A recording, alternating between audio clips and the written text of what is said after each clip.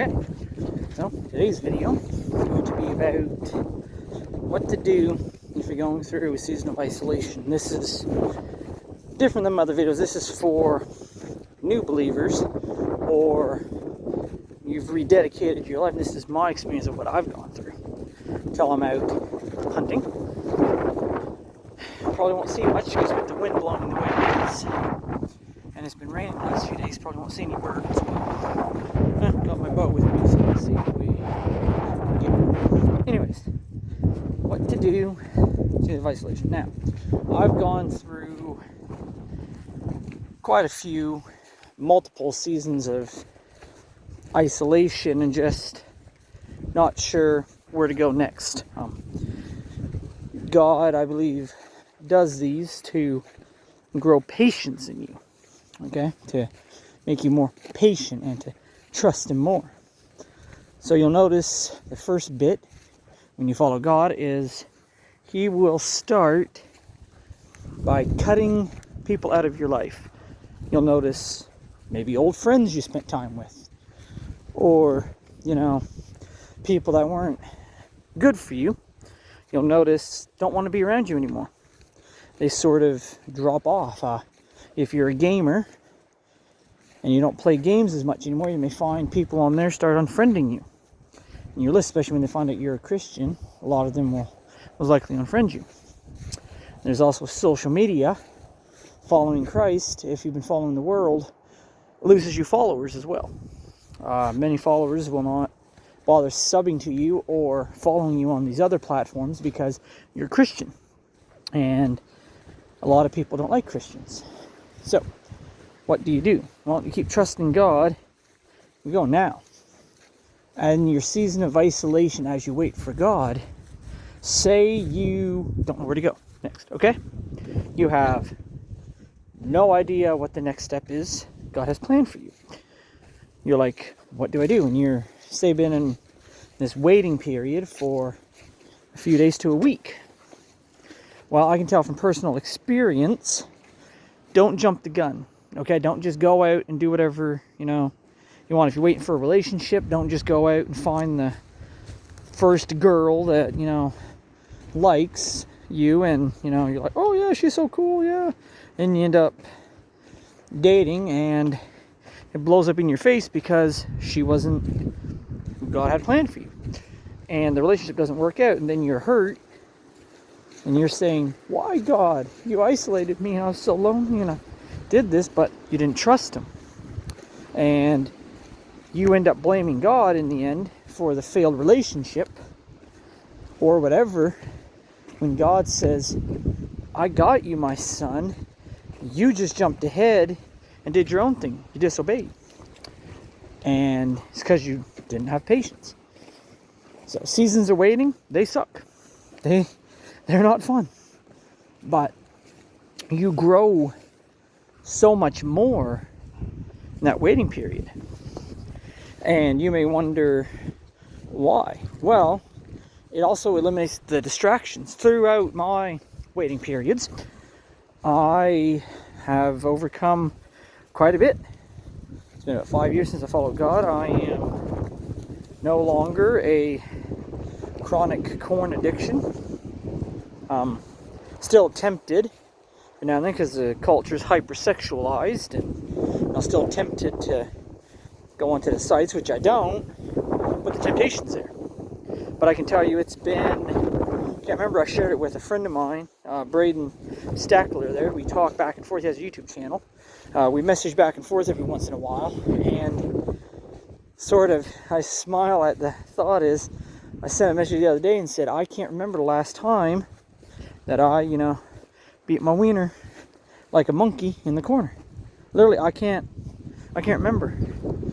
And what's interesting is, even though I can't remember last time I did it, I don't have a desire to do it. I know it's interesting how God's, no, but I wasn't like that all the time. No, when I first started, there's a young, it was hard.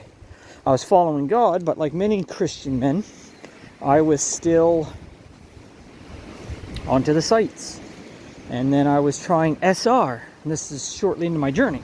This is why I'm making this video here is your journey when it starts, you're not going to be perfect. You are going to fall a lot. But God's going to be there to lift you back up and keep you on the course. Now, during this time I was living, like I said, overcoming the corn was hard. I was addicted to it for a majority of my life. Since I was about 10 or 11, I was introduced to it, and I've been addicted to it ever since. It's only, like I said, recently, a year or two ago, that I overcame it. Doesn't mean I'm not tempted. Doesn't mean I'm not tempted, when you're there, to go on your phone, to go look at these sites. The temptation's there. I don't give into it because I know that if I do, and I go ahead and do it, it's empty. It's not going to fulfill anything. It's just going to be empty, and I'm going to feel horrible about it, and it doesn't do me any good. So I just don't do it. And that's just from a guy that's risen and fallen on that journey than more times than I can count. And more of them are falls and rises, but for every fall I've had, I had a rise. So trusting God and doing what you're supposed to in your season of isolation is, if you don't know, and keep doing what he told you to do. Whether that's reading your Bible, growing, working hard at your job, going to church, serving, whatever it is, and then he'll give you the next step after. And you'll notice during this, right before breakthrough, you are going to be hit hard. The enemy's going to come at you with every temptation you can think of that you're weak against. He's going to hit you hard, because he's done it to me. Before most of my massive breakthroughs, I had some of the heaviest spiritual attacks from the enemy. During my recovery years from corn, I was tempted to go back to it. Tempted to, beat the wiener, as it were. And, all this stuff. And the breakthrough, before I got my big promotion at work, for those of you who don't know, I was bumped up to being a foreman there, is I was tempted to leave the job, to go find something else that was, better, different, because I didn't like the person that was in charge. We didn't get along. And I was like, well, I think I'm just going to end up leaving. And so shortly after that, he was let go, and then I was moved up, and God said, wait. But had I been reckless and just done what I wanted, I would have left and would have missed out on this promotion. And that's just ways that God will work. And in a relationship, it's the same way. You can jump the gun, and you may be ready. You have all the best intentions, but maybe that partner that you're starting your relationship with, maybe they're not ready.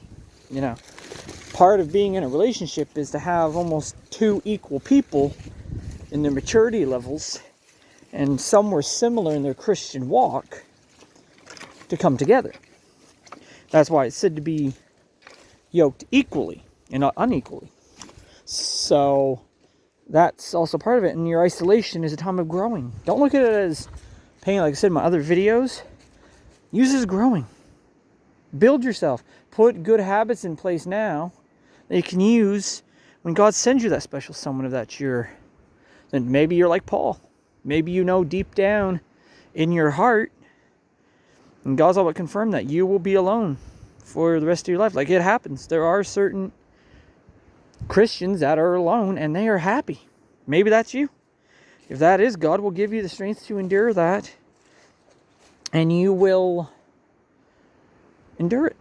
Okay? If that's his path. And also, a lot of people will say, oh, but you're supposed to get married and have kids and all this. And there's nothing wrong with being alone. Okay? If that's what God's calling you to, a life of being alone, doesn't mean you can't have friends. You can have friends, a good church and stuff.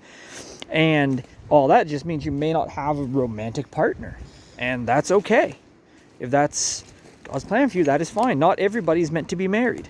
Some are meant to be married and have families. Other ones, God has their path to being great evangelists. Sometimes you're destined, There's, I almost said that word the world likes using. I don't. But people also say, oh, it's your destiny to do this. And there's no such thing as destiny. All right, you're not predestined to do anything. You still have free will. You can do whatever you want. You can follow God, or you can walk away. You can, overcome the corn, or you can beat your wiener. It's whatever. You have full free will. No one's going to point a, gun to you and say, oh, you have to do this or do that. No. You literally do whatever you want. So, in your isolation, you have to endure and just trust God. Keep doing what he told you to do, the little steps, and then he'll reveal the next one. And be aware of spiritual attacks. Because right before your breakthroughs and the blessings come, you're going to notice the attacks are going to come first. And they're usually very severe. And he comes at you with everything he can. So, stay safe, trust God, and endure. I'll cut the video off here now. As you can tell, the wind is blowing. Trees are moving. That's how strong the wind is. It's gusting quite strong. Anyways, I will cut the video off here. I will see you in the next one. Whenever you see this, have a blessed day or night. And stay safe in these dark and crazy times. And I will catch you in the next one.